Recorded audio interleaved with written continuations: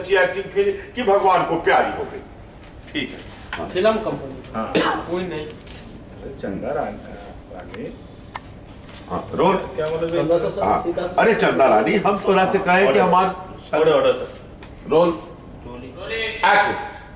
अरे चंदा रानी, हमारी शादी तो सीता से हुई नहीं थी।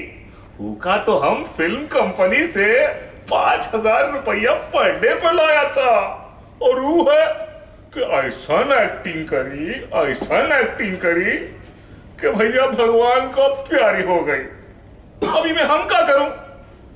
और वो बच्चा सीता यहाँ लेकर आई थी, क्या नाम था उसका?